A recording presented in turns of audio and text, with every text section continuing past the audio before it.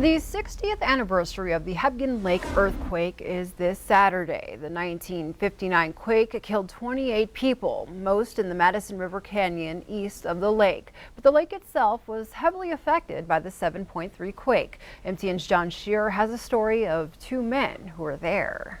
The epicenter of the quake was actually closer to the east end than either the canyon, where so many people were killed, or the dam at the west end of the lake. And it hit hard. It lasted for a good minute. Brooke Cunningham is the host of the Cabin Creek campground.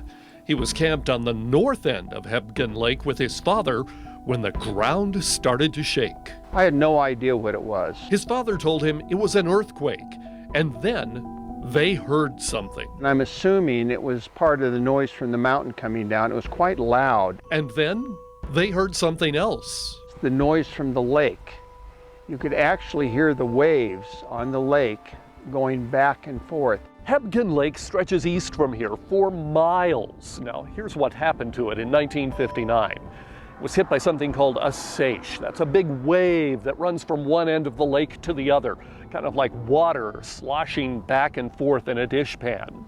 Those waves built up, coming back and forth and back and forth, and eventually swept right over the top of this dam. Well, we could hear the waves rumbling and could actually see some of the wave action because it was a full moon. Cunningham says it took about 17 minutes for the waves, some up to 20 feet tall, to sweep from one end of the 14-mile lake to the other.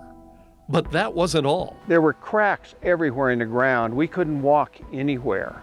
Jerry Yetter noticed the same thing where he lived on Duck Creek.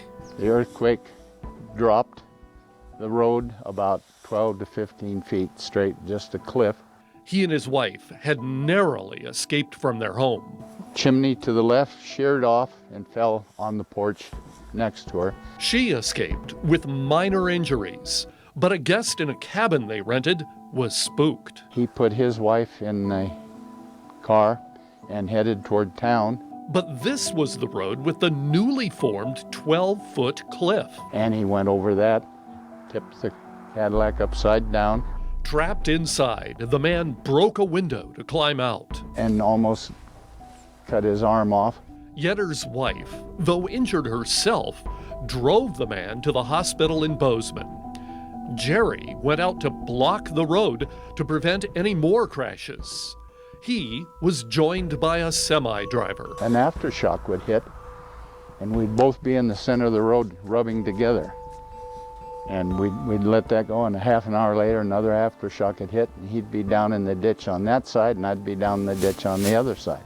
Back at the lake, Brooke Cunningham wasn't going anywhere. There was no possible way that we could bring the truck back out, and we could see easily in some of the areas where the road was missing. The next day, after people downstream of the dam at Refuge Point had been rescued, a helicopter returned to pick up Brooke and his dad. The night of the quake was absolutely unbelievable. I'd never been in anything that was even close to that. At the other end of the lake, the dam held, but engineers, worried that it wouldn't hold up to aftershocks, hired Jerry Yetter to keep an eye on it. And I had to go down every hour and check the dam and see if it was still there. He radioed his report to another man south of Ennis, who would then pass the message up the line.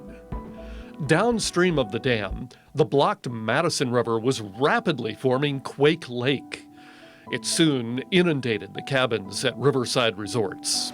Some can still be seen where the water left them, in a place locals call the Ghost Village.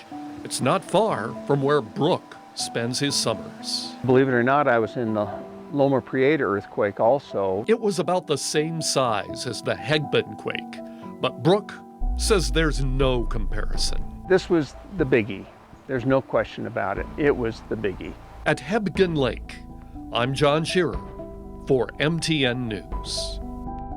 And Jerry Yetter, who is now 87 years old, says he figured out a way to straddle the 12 to 20-foot cracks in the road with his car in order to get mail delivered to his neighbors for a week after the quake.